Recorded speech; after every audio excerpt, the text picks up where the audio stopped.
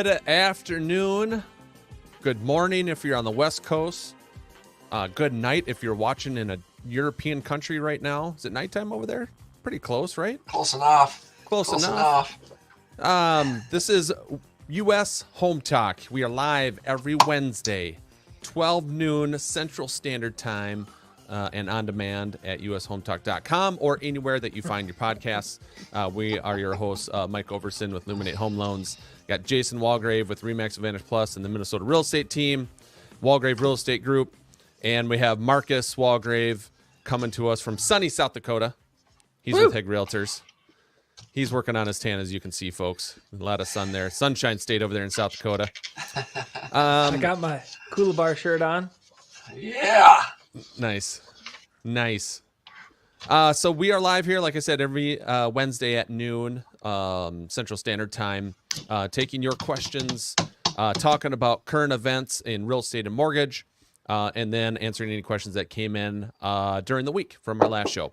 If you want to get involved with our show, you can either call or text at 612-234-7585. Again, 612-234-7585. If you're watching us on Facebook, you can go into the comment section on Facebook and you can type in a question there. We'll answer your question live during our show.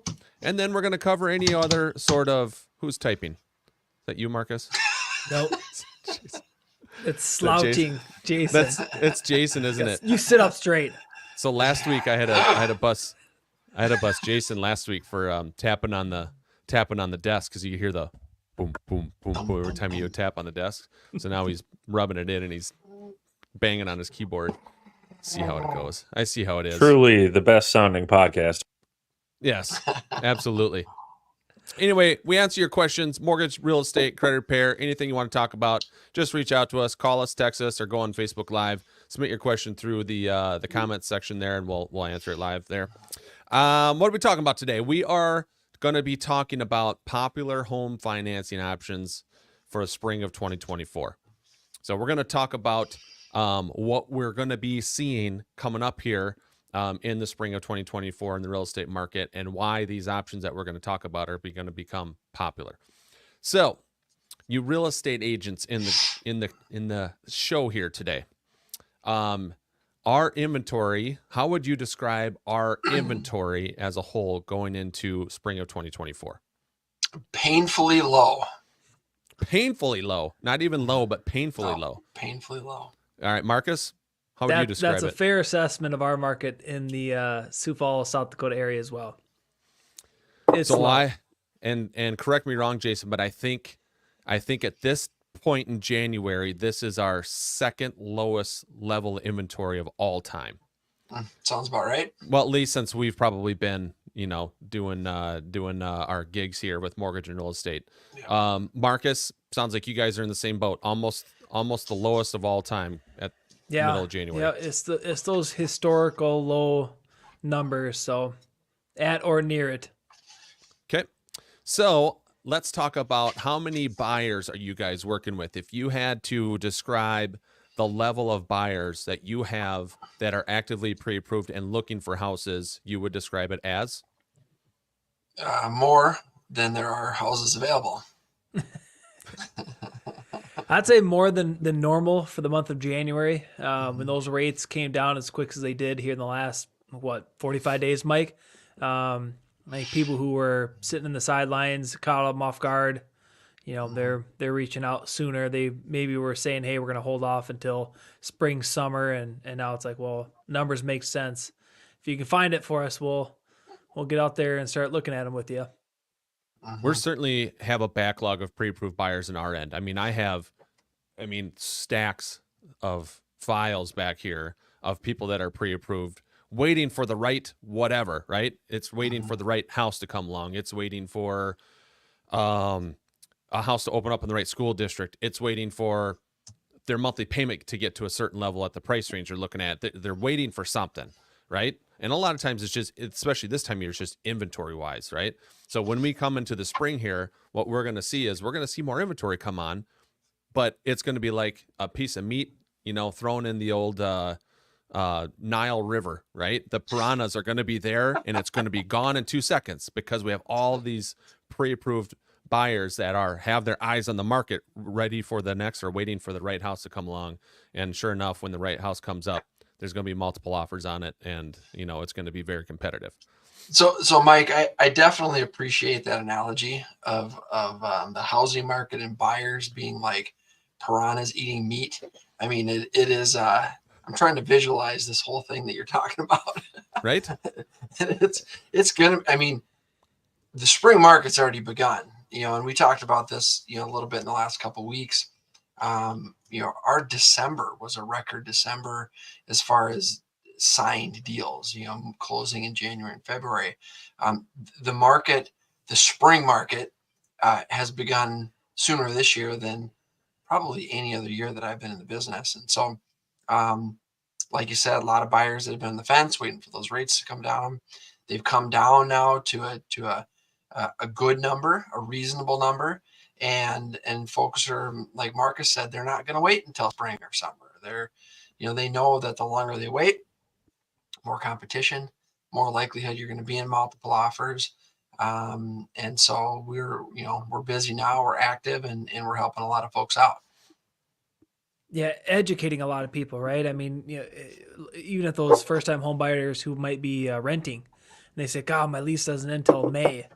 It's like, okay, well, if we have a close date of this, that would set us up to where maybe we can avoid a double payment. But even if you did have to make a double payment for a month or two, it's definitely going to be better not having to compete with people in 90 days. Where we're not talking, let's say your rent is $2,500 a month, right? You got a double payment, that's $5,000. It's like, okay, well, in 90 days, it's probably going to cost you a lot more than $5,000 to get that same house under contract, just because of the competition in itself. So it's like, okay, well, hey, let's make moves on properties today. Let's get property inspections. Let's even negotiate some terms with the seller today, and get you a really good deal. Definitely. Yep. And so that's certainly something that we can talk about and educate our buyers with, and it will save you money if you can make the move now. And that's something we've been preaching for the last 3 months, is like, hey, if you're a buyer out there, your best opportunity to get a deal, right, quote unquote, a deal on a house, is going to be sometime before the end of February. Try to get a house under contract before the end of February. That's going to give you the best chance to get a deal. Once we get to March, we've seen this for the last 6 years in a row now, and it's not going to be any different this year. There's low inventory. There's a lot of buyers. It's going to be heavy competition. You're going to be offering over list price, maybe waiving inspections, things like that to get your offer accepted. Well, and the sooner you act, the more likely it is that you're going to get a deal, right? And so there's still opportunities out there for buyers to get a deal. I'll give you an example. We helped a client out in December, and we were able to get $300,000 off the list price. Woo. We got that deal signed in December, closes at the end of February. If they would have waited till January, I don't think they would have got that deal. If they would have waited till February or March, they definitely would not have gotten that deal. And so the longer you wait, the less likely it is to get a deal or to get some closing costs or have, inspections and things like that. So I think that there's opportunity for buyers now that there will not be in a month or 2 or 3. Jason, I know when I got into real estate, one of the comments that you always shared with me was that you felt the spring market began the week after the Super Bowl weekend. Where I think a lot of people kind of think, okay, spring markets, March, maybe end of March, definitely April. Can't argue that. But you always kind of made that comment like, in my opinion, it's that weekend after Super Bowl. And so I think that's something to kind of keep in mind as well. I mean, when you do speak with experienced realtors, they don't use the general phrase, spring market is March or April. They are looking at more of that through their experiences in their specific market. And I think in our area, that is more accurate. It is kind of that weekend after Super Bowl. Yeah. So what we're going to focus on a little bit more now on the financing options that we spoke about at the beginning of the show is that contingent buyer. That buyer that is a move up buyer that owns a house right now and is looking to make the next move. Okay. So two main things we're going to cover here. And Jason and I were just talking about this yesterday. So that's why we kind of came up with this here. So let's say you are a buyer. You have a house right now. Let's say you own a $350,000 house. Now you're going to make a move up to a $550,000 house, right? What happens if you just keep your current house and rent it out? What does that do for you, right? Most people that own a house now in that $350,000 range probably either bought when interest rates were around that 3 to 3.5% range, or they refinanced when rates got to 3 to 3.5%. Right. So right now I'm going to estimate that you got a 3.25% interest rate. Okay. If you have a $350,000 house, your total monthly payment then at that 3.25% interest rate is $2,000. You're probably renting that house out for $2,500 to $2,800 a month. So you have a cash flow opportunity on the house that you own right now of $500 to $800 a month. So what happens if you keep that house and you go buy your next house? Let's say you do a conventional loan, 5% down, kind of your standard conventional deal, and you apply that $500 to $800 a month towards the payment on the next house. What does that do for your effective interest rate on the next house? So I ran some numbers. So again, it's a $350,000 house that you own now at 3.25%. You're going to do a $550,000 house at 6.5%. That's roughly where rates are at right now, 6.5%. Okay.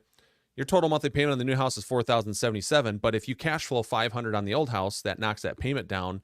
Your effective interest rate just went from 6.5% down to 5%. If you cash flow $600, your effective interest rate on the new house just went to 4.625. If you cash flow $700, your effective interest rate went to 4.375. And if you cash flow $800 on it, your effective rate on the new house is 4% flat. So it's incredible. So tell me, anyone out there, if we went to someone and say, hey, you can buy a $550,000 house now and your interest rate on the new house is 4% flat. Yeah. Everyone would be like, sign Everybody, me up. me. Yes. Sign me up, right? Yes. So that's going to be one of the popular financing options that we see coming up here, because you can leverage the 3.25% rate that you have on your old house and the cash flow you get for that rental income and offset your interest rate and your payment on the new house. And folks, it gets better. It gets better. Now you have an asset, a real estate asset that you have renters in that are paying off that mortgage. You are building significant future wealth through a rental property that you already own. So you don't have to put 20% down to go buy. So not only are you building wealth, but you're bringing down your effective interest rate anywhere from 1.5 to 2.5 points. So now you're talking about your effective rate in the 4s. That's a whole different conversation. And you're building wealth through the real estate that you've kept. And so incredible opportunity out there, folks. There really is. Even if rates are 6.5, they go down to 6. Now those numbers keep going lower. They go down to 6. Now you're talking about a 3.5% effective rate. Well, holy smokes. I've been saying for the last year, we're never going to see 3s again. Well, we're not. But if you take an additional step and you leverage real estate that you already own, you can lower your effective interest rate, your 30-year fixed effective interest rate down to 4s, maybe even 3s. And so it's exciting because, I think we've always done a good job, Marcus and Mike, of giving people, showing them what all their options are, and thinking outside the box rather than, okay, rates are 6.5. This is what you qualify for. You got a house. Let's sell it. No, there's other options. Let's think outside the box. Let's talk about those options and let us show you how they benefit you now and your future wealth building. There's two additional things to this as well. I mean, Jason, you made the comment like, hey, you already own it. Okay, well, what that means is that you're able to save some costs through the purchasing process of it, right? So you save money there because you already own the property, but also this property better than any investment property that you could go look for on the market right now. You're not relying on a property disclosure statement to let the history on it. The history, and not only that, if it was your primary residence, most likely you took care of that property better than anybody else could have. So, Mhm. so in terms of like risk, in terms of keeping this property, you could argue that it would be maybe one of the lowest risk investment properties that you could add to your portfolio.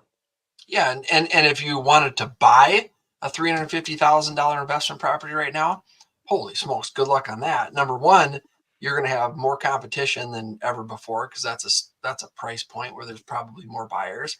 And two, you're not going to have a 3.5% interest rate or a 3.25% interest rate on that investment property. It's going to be 7 or 7.25%. And so you're sitting on an opportunity with the real estate that you currently own to bring down the effective interest rate on the new house you want to buy. A lot of folks have outgrown their homes. They need to move, right? And they feel like they're stuck. Well, you're not stuck if you just look at the big picture, the whole picture, and we can show you what that looks like and what your options are. Here's the other thing too. Go buy an investment property of 350 grand. You got to put 20% down. Yeah, exactly. You got this. You got the 70 grand plus closing costs out of pocket. Yes. Or Yep. guess what? You can just go buy a new house for yourself to live in and put 5% down. And now you keep the house that you have, and now you just acquired an investment property with basically almost no money out of your pocket. Yep. That can instantly cash flow because you already got a loan secured at 3.25% on it. I mean, it's just such a great opportunity. And a lot of people don't, until we talk and go through this with them, the light bulb doesn't click, right? Right. And we can talk about all our buyers and this and that. And it's like, okay, so I take a loan app, like, yeah, we need to move up because we outgrew our house and this and that. So we're going to sell our house here. We're going to do this. Okay, so have you thought about keeping your house? Mhm. Well, no. But you know what? I mean, you want to take us through that? Like, what does that look like? And you go through this example. You got a perfect cash flowing cow here right now that you have already. You've already bought it, right? It doesn't cost you anything to keep it and put a renter in there. So here's how you offset the payment on the next one. So now your $4,000 payment on the $550,000 house in your next one, now it might only feel like $3,200 payment because you got the cash flow offsetting on this one. And then the light bulbs start going off, right? And then it's like, here we go, But that situation isn't for everyone that we know, right? So some people are like, you know what? We don't want to be in the rental game.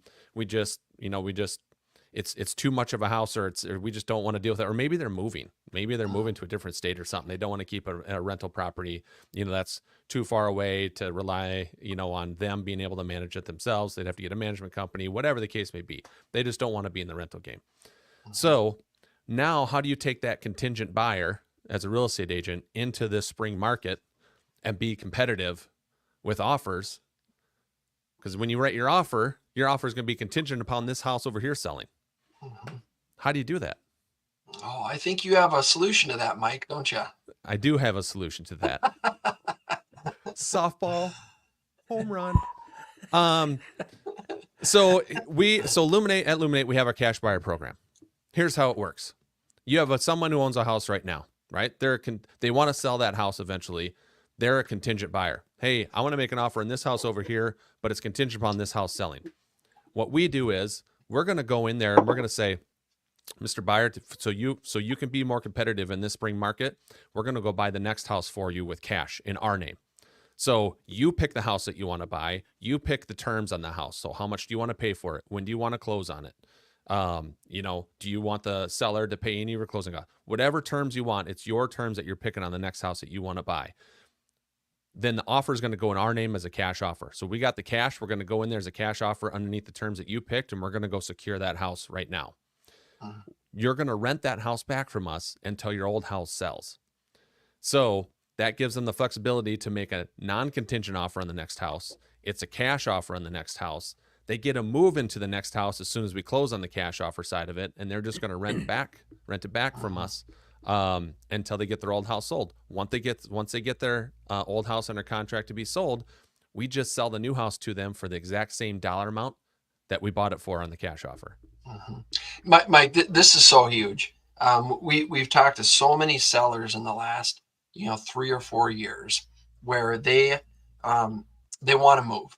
They want to move. We've had inventory shortages for the last 3 or 4 plus years, and so they haven't, because they're not going to put their house up for sale because they're confident that our marketing plan is going to sell it quickly for the estimated price that we have in the CMA. And so they feel stuck. They're like, well, we can't sell this house until we've bought a new house, but we can't buy a new house because it's contingent on this house selling.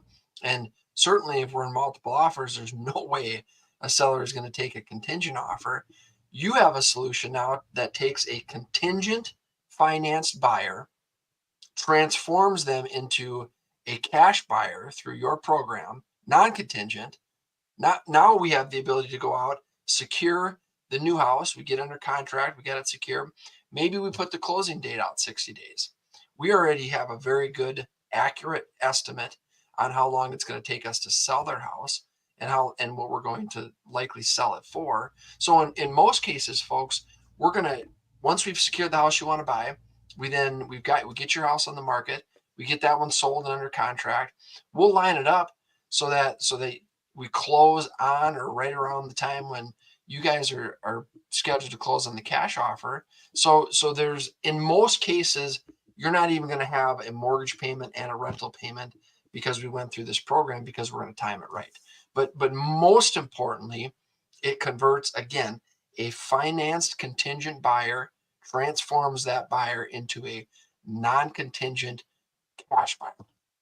That's how you win multiple offers. That's how you put yourself in a position to have the greatest likelihood of winning multiple offers. It's incredible. And I'd say don't get caught up with the concern of having this mortgage rent payment scenario again, because it's just like what we talked about 10 minutes ago. I mean, if you're a cash buyer, you're going to be able to beat out the competition and get a better deal on the property with those terms. So even if you do have to pay a month of rent, you're going to be way ahead of the game if you were instead competing with everybody else in terms of the same type of financing offer, and then simply having to beat those other people out by having to offer more money in terms of purchase price. So it's the little concern of like, I might have rent, might have mortgage, that should be the least of your concerns, even if it does happen, to your point, Jason. Yeah, and don't forget, on the house that you're buying, your mortgage payments don't start for 30 days after closing anyway, right? So if we close on May 1st, first payment's not due till June 1st. We close, and so you've got this buffer anyway, that even if you overlap with a mortgage payment and a rental payment 1 month, well, you make it up on the next month anyway. So yeah, incredible. Minimum 30 days. Minimum 30 days. I mean, it could be up to 59 days. Yes. If you were to close after the first, and then that 30 days processes, and then is the first payment being on the first. Yeah. Yeah, so it's a great program. And is there a cost? Yeah, there's a cost for it. The cost is 1.9% plus any closing costs that we have to pay when we do the cash buy side of it, and any closing costs that we pay as the seller to sell that new house back to the buyer when they're ready to go.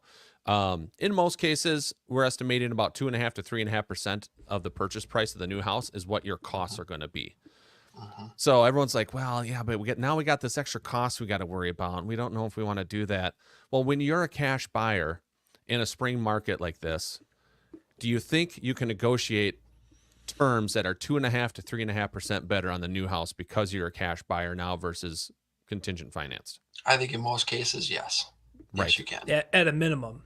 Yep. Right. So now you just basically, because you're a cash buyer, it just paid for the program itself by the savings you're going to get on your offer on the next house because you're a cash buyer. So does it really cost you any more? In most cases, it's really not going to cost you any more because you're going to save it on that end. What can it cost you for not having the option? It can cost you not getting the house that you want. Right. And paying Which a is lot the more end game. for it. Yeah. Or which is the end game. paying a lot more for it. Right. Or taking 6 or 9 or 12 months to secure a house because you are a contingent finance buyer, which if it takes another 12 months, the home's likely going to appreciate anywhere from 4 to 6%. Now it's going to cost you more, the time.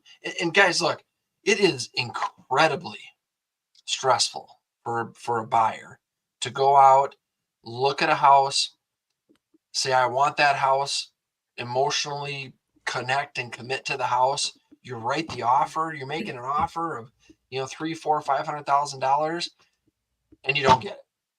And then you got to go do that again. And you got to go do that again. And I mean, it's incredibly stressful and exhausting. And so this program that Mike and Luminate have is an opportunity to eliminate all that stress, right? Yeah, and a lot of times the biggest thing with contingent buyers is that the scary part of it is it's very predictable that when it's very predictable for us to determine when our house is going to sell and how much it's going to sell for, right? What's unpredictable is our next move. We don't know when we're going to get a house secured on the next end, right? And so we could sell this house, it could go quickly, we get the dollar amount we want for it. Now we're homeless. We got to get interim housing. We got to rent for a while. We got to live with family until we get a contract secured on the next house we're going to buy. This gives them the opportunity to take step number 2 and secure that house before step number 1. And you get to move into the house as soon as we close it on the cash side. So it's a great opportunity. It's a great program. And the cost is not crazy, in my opinion. No, I mean, the I don't cost, think it I is think, either. is very fair.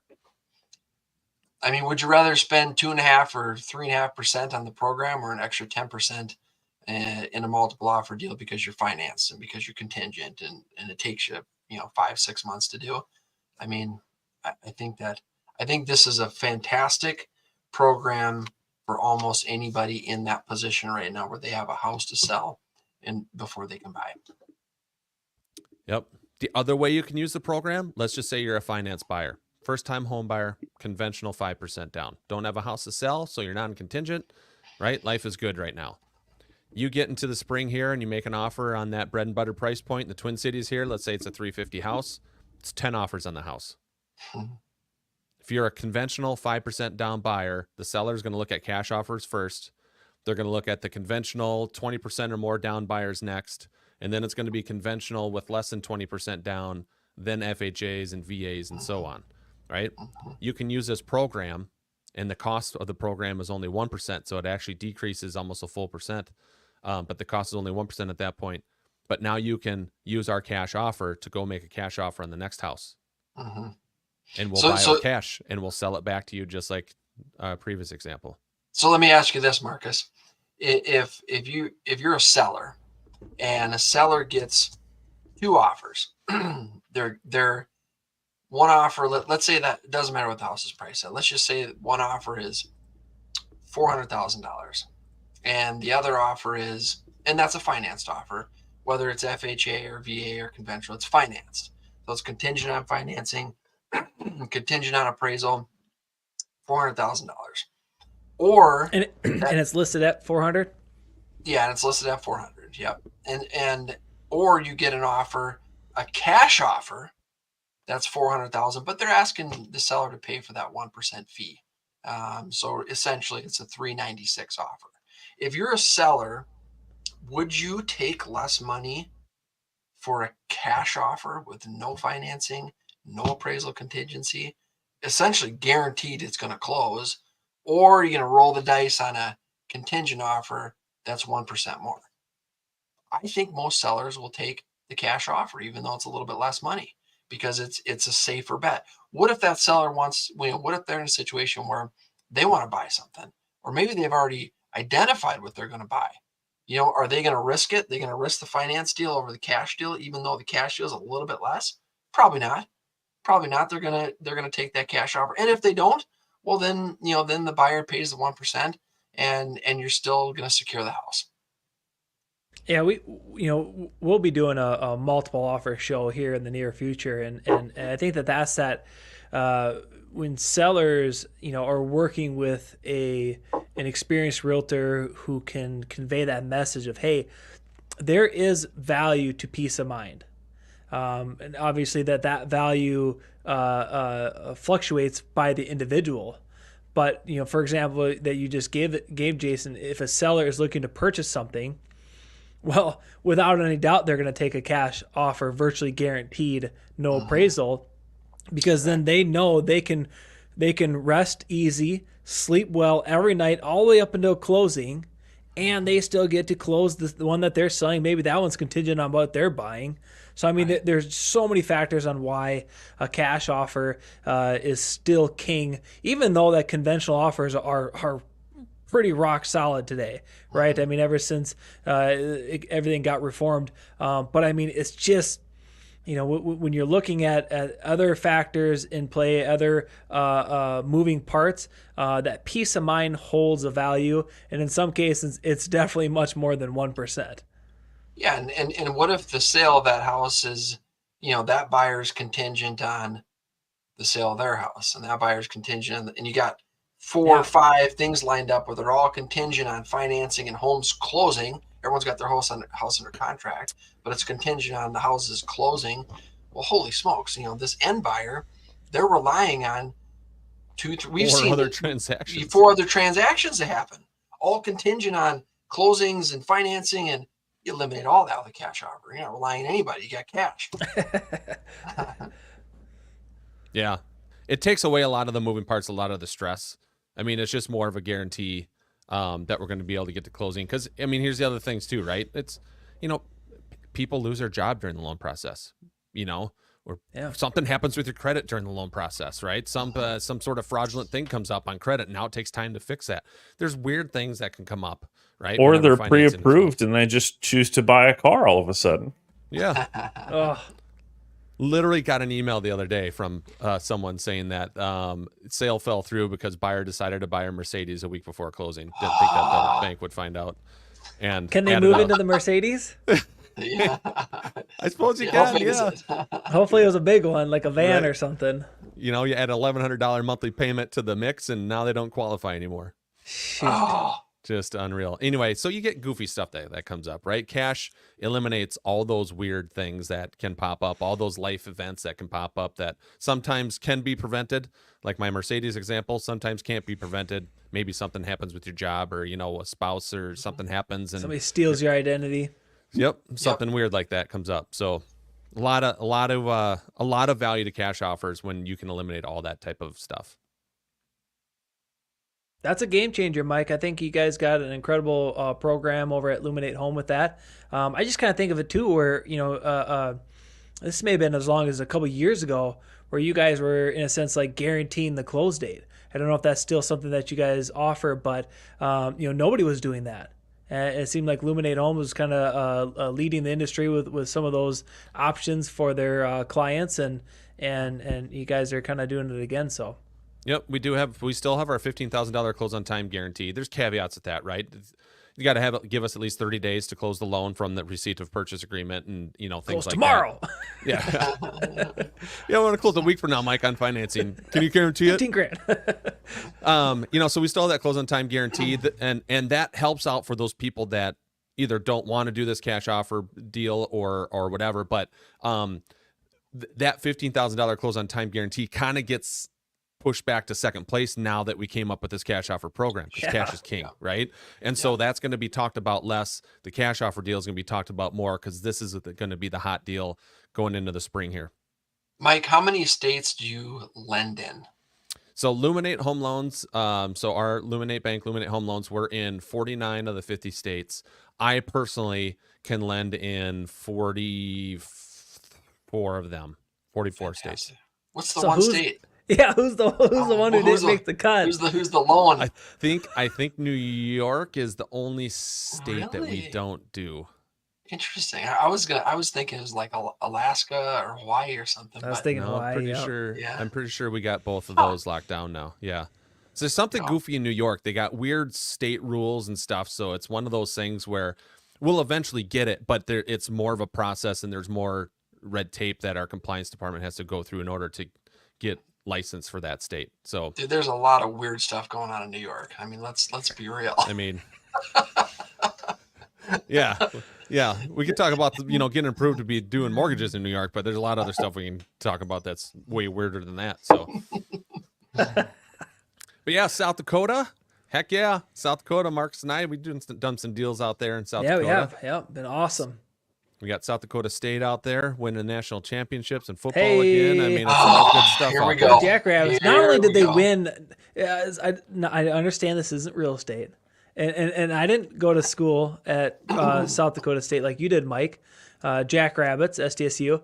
But they showed a stat. I want to say that the in the playoffs, their opponent, of the 46, 47 offensive drives, they gave up one touchdown out of the 47 offensive Jeez. drives. Like that defense, holy buckets. I mean, they were shutting people out, keeping them to field goals. Only one touchdown during the whole playoffs. That was incredible.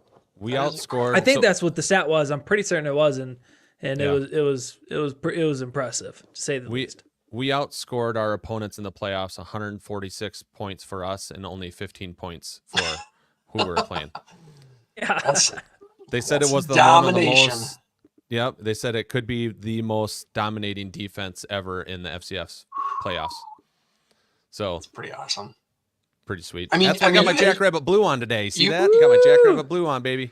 You helped build that program, didn't you, Mike? I mean, I it was only started it. A few Yep. years ago you were there, but I started it. Well, so the old coach was John Stiegelmeier. His first year was coaching was fall of '97, which was my first year playing. So I like to think that me and Coach John Stiegelmeier built that program, started in '97, and made it what it is today.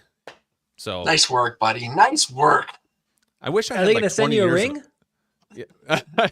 I think it's in the mail. Yes, I think it's coming. Yes, Absolutely. nice. You know, if deserved. I could have 20 years of like playing eligibility, you know, I could have been there as long as Coach Stiegelmeier. He was there for I think 26 years actually. So Incredible. yeah, it was incredible. Now- It's great.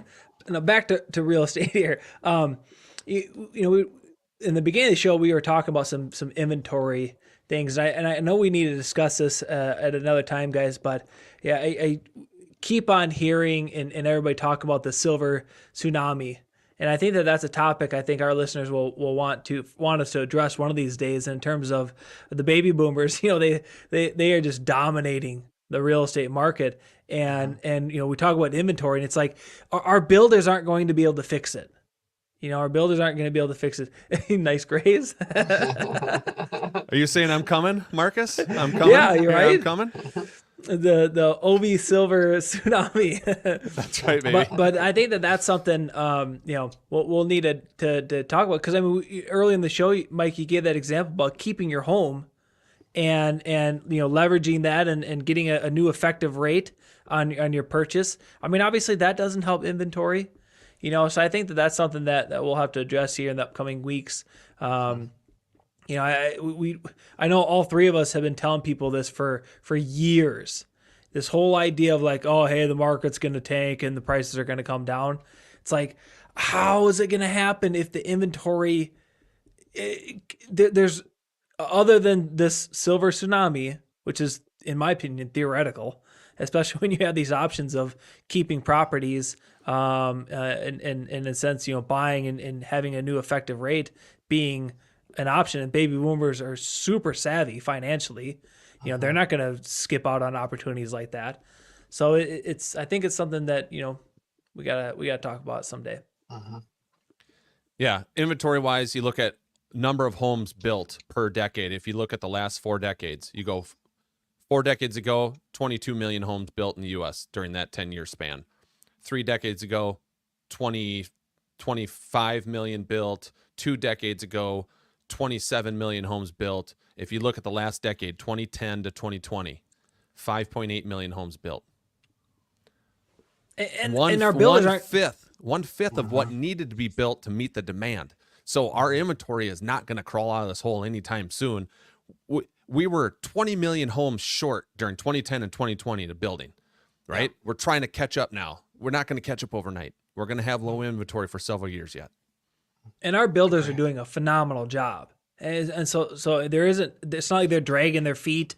They're doing absolute best that they can do. Obviously the quality of the product that they're putting out is top of mind for them.